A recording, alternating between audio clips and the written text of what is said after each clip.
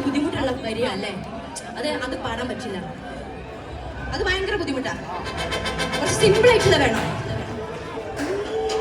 മുത്തുനബിയുടെ ഓമന പുത്രി ഫാത്തിമത്ത് സുഹ്റാ,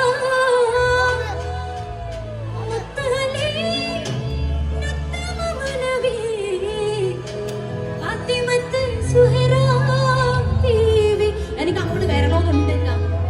പക്ഷെ എന്താണെന്നറിയോ, ഇവരൊക്കെ ഇങ്ങനെ പെരടി ഉളുക്കി പോകും. ഇവരെങ്ങനെ തിരിഞ്ഞിട്ട് പാവല്ലേ.